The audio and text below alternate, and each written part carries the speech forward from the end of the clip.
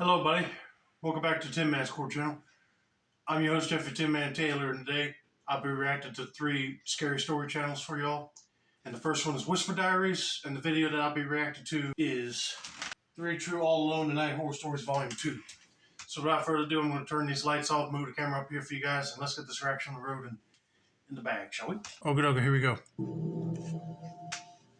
About 10 years ago, I worked at a cemetery. The money was good and it was relatively easy. Right. All I really had to do was drive around in my truck and make sure no kids were causing trouble. Every night was exactly the same, and by then I'd already gotten used to the creepy nature of the job. After a normal night of work, I got off around 6 a.m. and headed home.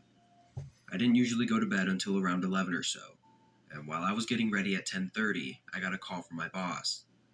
He asked me if I had seen anything last night, and I said no because I hadn't. He then told me that a grave had been defaced. I swore I didn't see anything though, especially not some group of kids, which are typically the culprit. Anyways, he asked me if I could come back and help him clean it. And I agreed, of course, because I kind of felt like it was my fault.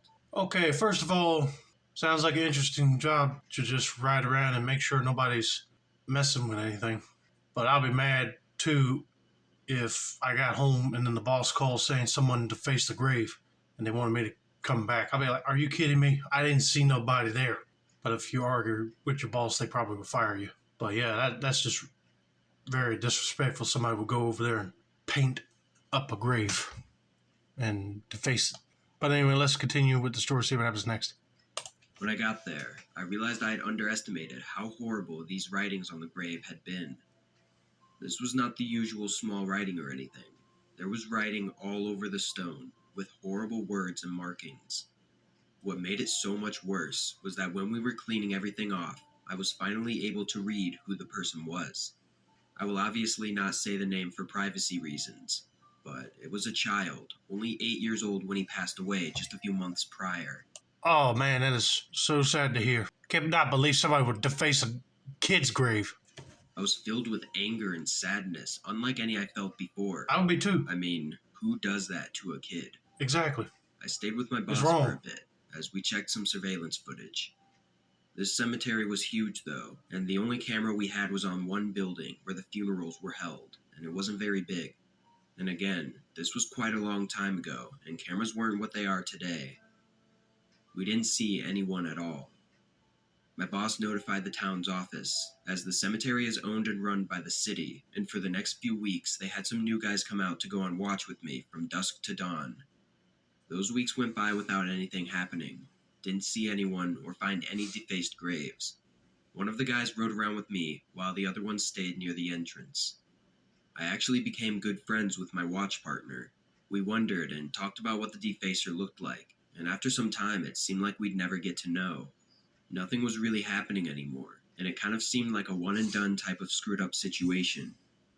Eventually, the other watch guards left due to the inactivity, and it was back to just me. Another week went by of nothing, before something happened again. One night, as I had just started my shift and began patrolling, I drove all the way to the back of the cemetery, got out, and began my walk, which I had to start doing to see if any graves had writing or whatnot. You know, I've been thinking it was like a one and done situation as well. But I guarantee you that once they brought on guards, nobody was going to be showing up again. But when they had to leave and there was just the one guard, that person's going to come back. As I was getting to about where the kid's grave was, I realized that something was off. I was a couple 100 feet away from the kid's grave, and it was pitch black, but something looked out of place. I stared in that direction for a whole 30 seconds, getting a little creeped out even. Then I started walking closer, shining my dim flashlight all around the area. Once I was just 100 feet away, I shined my flashlight again at the kid's grave. The light barely reached that far, and in the dim, foggy darkness, I could see a black figure laying on the ground completely still next to the grave. Obviously, I was horrified. I didn't know if it was a dead body that had been dug up, or a living person trying to hide. I stepped closer, slowly, and once I was maybe 40 or 50 feet away, I almost got a heart attack as the figure jumped up and sprinted into the dark field of graves, completely disappearing in the darkness in just a few seconds. I stood in place, shocked, horrified and confused. I mean, I would be too. He didn't see nobody defacing the grave. He actually saw somebody creepily laying down next to one, and then once you got near him, they had to run into the trees. That is creepy. Seemed like you got a crazy lunatic running around. At this point, I'll be like calling the boss and telling what you saw and see if they could get the cops to come out there and help you find them. Once I got a hold of myself, I ran back to the truck and radioed for the police. Thank God. And I went back over to the kid's grave. I warn you, what I saw was really disturbing. In front of the gravestone was a hole. It wasn't a big hole, nothing done from a shovel, but more like someone's hands. It didn't even go very deep, maybe just a foot. Either way, though, someone had tried to dig up this child's grave with their bare hands, and it made me sick. I'm not sure what the person was trying to achieve, and unfortunately we never figured out who did it, but rest assured it never happened again. The town hired 2 new people permanently, and one of us always kept watch over that grave specifically, while the other 2 scouted the area. The city also had more people on watch throughout the day as well. To this day, that's been by far the worst thing I've seen while doing graveyard work. No ghosts, no creatures, just horrible human beings. Okay, that not only makes me mad, but I am furious and I'm about to ready to blow my top off my head. Because I cannot believe, one, this person would deface the grave of a child and then come back and start trying to dig him up with his hands. I mean, like, what did that kid do to you? He was only 8 when he died. I guarantee you he was just a sick, twisted individual. But I'm glad they hired on some more security guards permanently so something like this would not happen again. I hope they do find that person and get him questioned by the cops. If not, he better be praying for forgiveness. But let's get to story number 2.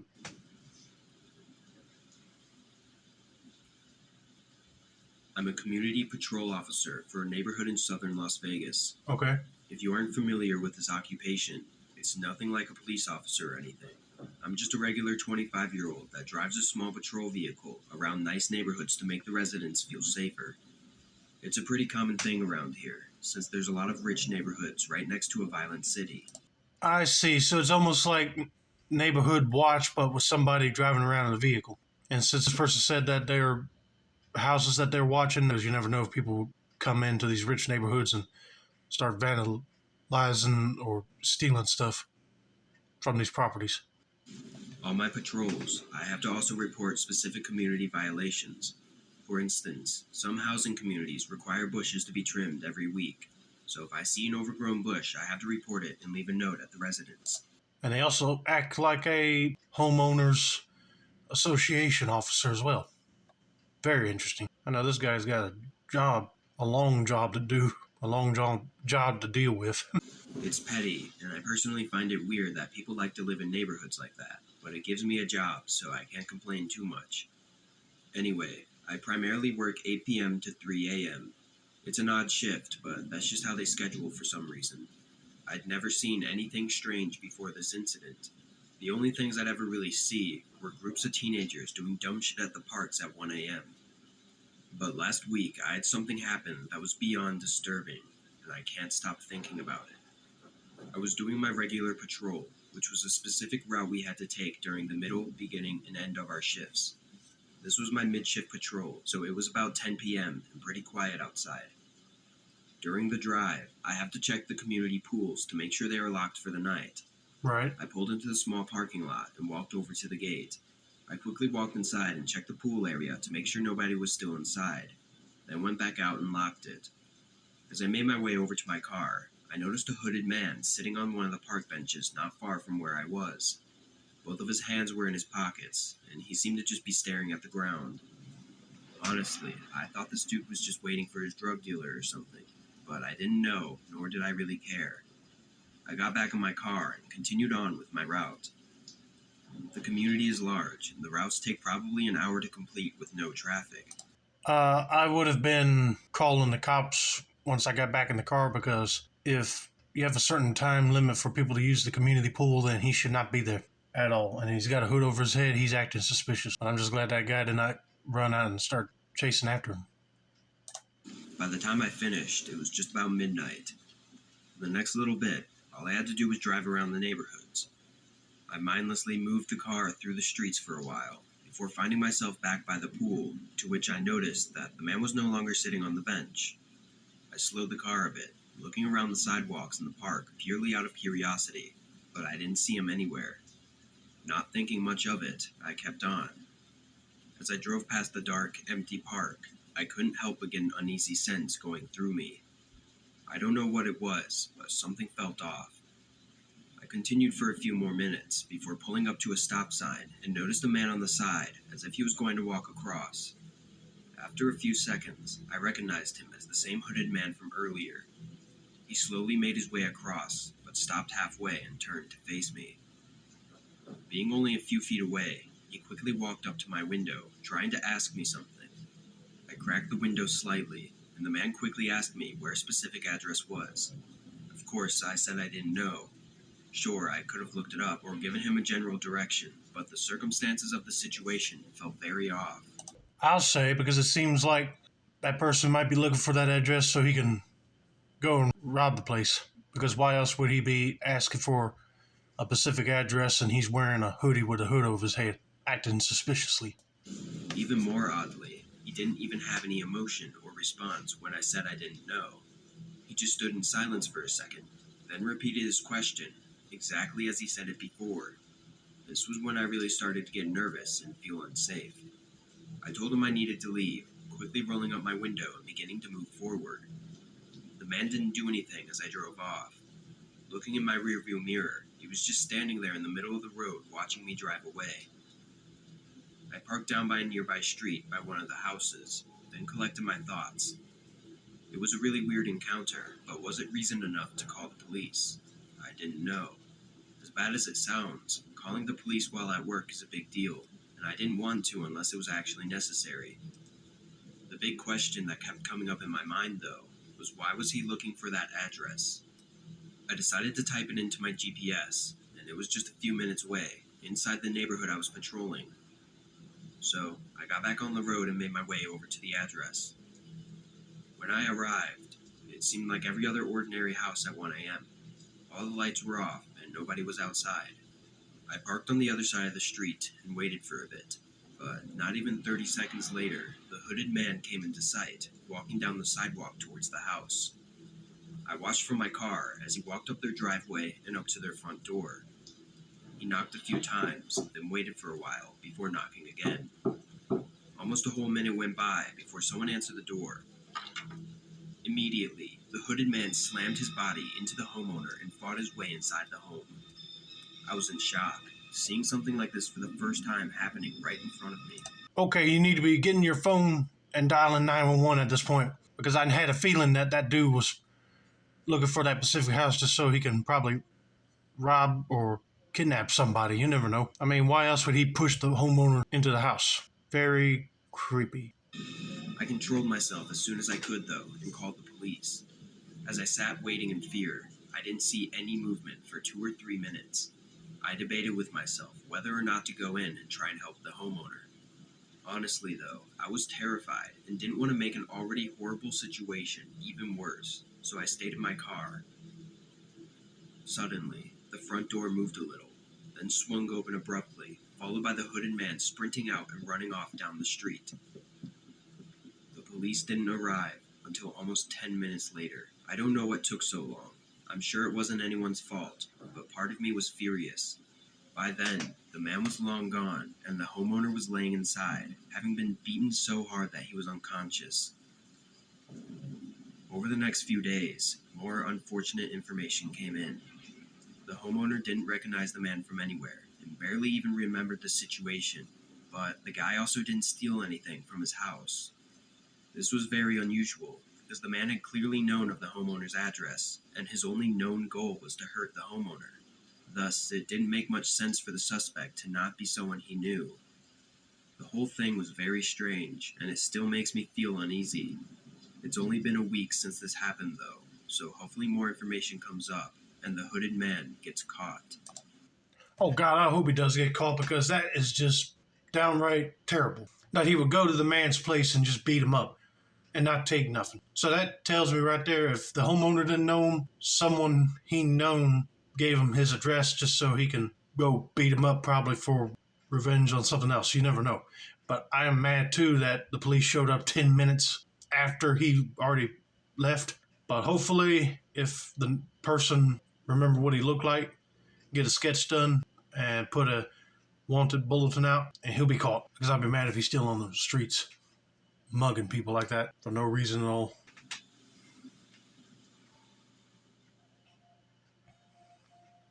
I had recently graduated when this occurred a few years ago and was taking full advantage of my summer vacation. I had started working full-time at the high school where I had just completed my studies, since I needed the money for college. My family had asked me to accompany them to my grandparents' home in Virginia, but I had declined because I had already purchased tickets for a concert that was set to take place on the very day we had to depart. I didn't mind staying behind at all. I mean, what 18-year-old doesn't want a house to themselves for a full week? Exactly.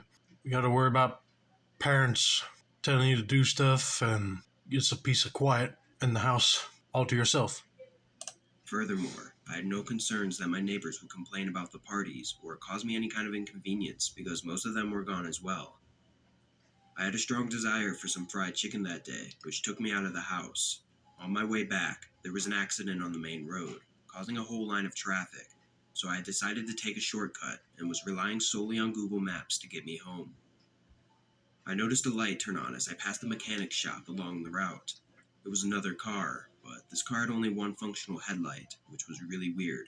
I distinctly recall finding it really odd that this automobile had abruptly turned on its light as I was passing, and I was even more alarmed when it departed behind me.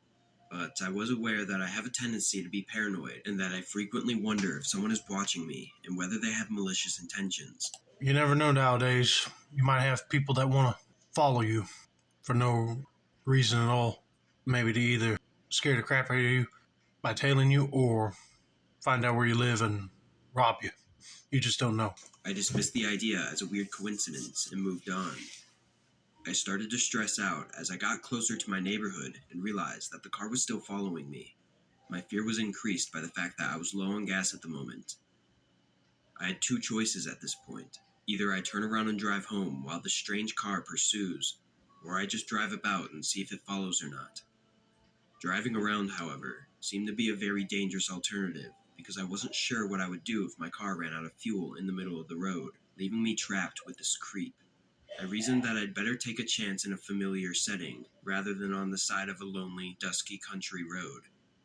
Once this was decided, I pulled onto my street and felt my heart drop as the car with one headlight turned directly behind me. At this moment, I thought I was doomed. I started pulling into my driveway because there was nothing else I could do, and to my absolute horror, they started to follow me up. Now that I think about it, I believe I should have called the police, but at the time I was so engrossed in my own thoughts that the idea never even entered my head. Come on. You're being followed by somebody and this person is pulling up into your driveway with you. I would have been calling the cops and not wait because you never know what these people might have in mind. I'd have contacted my dad, who would have gotten his rifle if he was home, but he and the rest of the family were 12 hours away at the time. I stopped and placed my car in reverse when the car started to follow me up the driveway. They reversed in response, but they also came to a stop at the bottom, thus blocking my way out. I started moving forward again, but everything just kept repeating. I drove, they followed, I reversed, and they blocked my exit, over and over again a couple of times. Finally, I hurriedly pulled further up the driveway and swung my car around to confront them. They had already covered more than half of my driveway by this point. I was afraid, alone, and furious. I opened the car door and stepped out with my small pocket knife firmly in my right hand, and my headlights blazing directly into their face. Because I've always been naturally paranoid, as I've already mentioned, I used to keep a small knife between my seat and the car door. I shouted at them, holding the knife out. I merely hoped that they would be panicked. I think they might have believed I was a girl or weak, or maybe had not expected me to react so aggressively. They backed out of my driveway gradually and slowly made their way down the street. But then they parked their car by a neighbor's house down the road, and through the darkness, I could see someone get out. It was at this point that I began to think more clearly and quickly ran inside and called the police. I then went over to the front window, looking out at the dark neighborhood streets, but couldn't see any movement. My adrenaline was fading, and I began to panic even more than I was when I was standing in the driveway. Just then, footsteps were heard running around the outside of my house, followed by a nearby window shaking as they tried to forcefully open it. I was terrified and losing my mind in the panic of the moment. The man continued to run around the house, testing every door and window, trying to force them open. I knew I kept everything locked, but I was worried he may still find a way to break in. I ran upstairs and locked myself in the bedroom, then called 911 again to ask for an update. All right, right there, that proves to you that that man did one task. He wanted to intimidate you enough to get you scared and confront him, but he ain't scared of you. He'll just park his car and then try to run around your house just to try to find a way to get in and get you even more paranoid. But I'll be wondering, where on earth is the cops? By the time they get there, he'll be gone. I was thankful to hear that. They were in the neighborhood less than a minute away. The man began banging against the front door, yelling for me to open it. 2 cop cars pulled into the driveway just in time, though, and surprisingly, the man didn't run or anything. I watched through the windows as they put him in cuffs, then I made my way outside to greet the officers. The guy was trying to convince one of the cops that he wasn't doing anything wrong, but of course the cop wasn't buying it. Anyway, long story short, it turned out the man was heavily under the influence of both drugs and alcohol at the time. He never explained what his plans for following me or trying to break into my house were, but considering his state, it couldn't have been good. Luckily, I don't have to worry about seeing him for a long time. Thank God, because one, you trusted your instincts to call the cops and they showed up quickly and arrested him. And if he was under the influence of drugs and alcohol, he probably would have tried to find his way in and beat the crap out of you for no reason. Or he probably thought you were somebody else. I mean, I don't know. But since the cops got there quick enough, he's going to jail. But anyway, I hope you guys enjoyed this video. Don't forget to like, subscribe, turn on post notifications for more Whispered Diaries content like this. This has been another successful installment of the Tin Man's Court channel. I'm your host, Jeffrey Tin Man Taylor, and that's a wrap, and that's day on.